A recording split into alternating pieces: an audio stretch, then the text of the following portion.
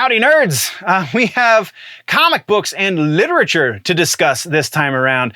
This is actually a shorter section, I should say. It comes from a much longer video that I like to call The Week in Nerddom. You can find the full video over on the main channel at Generally Nerdy on YouTube or over on Rumble, Generally Nerdy. You can go check it out there as well. But since we're here, we might as well get to it. This is comic books and literature, all of the written stuff that we have that's worth talking about, I guess I should say.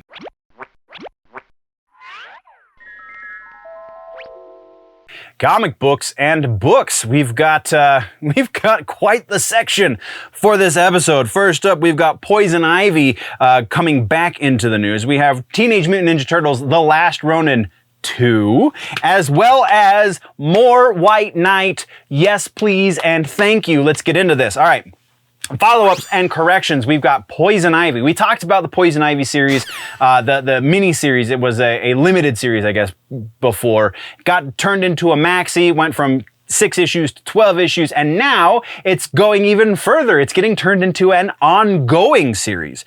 So that's pretty awesome. The only thing that kind of gives you a little reservation about this is the main writer is G. Willow Wilson, so not the most sterling track record, but also she's done some good stuff, so, you know, it could go either way. And, you know, Poison Ivy hasn't had her own book for some time, so it'll be interesting to see where this goes.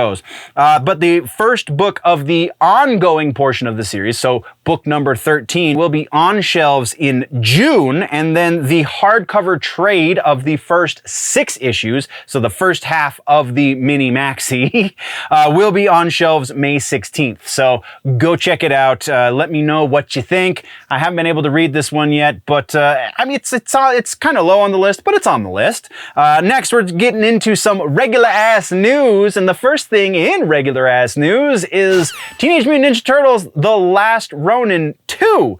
This almost could have been a follow-up because we kind of figured that it was going this direction. But now we have the official word that Kevin Eastman is going to be continuing this Last Ronin universe, if you will. The 4 turtles that we talked about previously are going to grow up, and we're going to see their evolution, and it's going to be kind of awesome. Well, that's the assumption. There's no official word as to exactly where The Last Ronin is going, but that seems to be the logical extension of that. There is some speculation that maybe he's going to focus on a little bit more detail on how the other turtles died.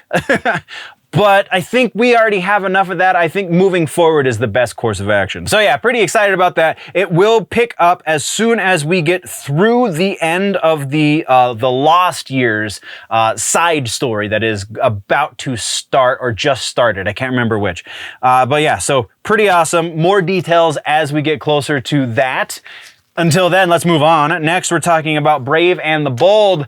That's right. In comic books, this has already been a thing, but they're bringing it back, presumably to tie it in with the movie, which would make a lot of sense. This comic version of that title is going to feature a rotating array of stories spotlighting various characters and creators inside of the Bat universe. Sorry, I'm reading a little bit because it was a lot of information, so it will also include a 4-part retelling of the first clash between Batman and Joker by Tom King, with Mitch Gerads, I believe, doing the art. The debut issue of Brave and the Bold will be 64 pages with 3 main stories inside the book, so that's pretty freaking awesome. It will also include a story from Dan Mora, who is an artist, but he's now writing a new Batman tale and introducing a new Bat-themed hero? Maybe? So yeah, pretty exciting. More details as we get closer to that. But then let's get into the piece that I'm the most excited about for comic books and books, and that is White Knight.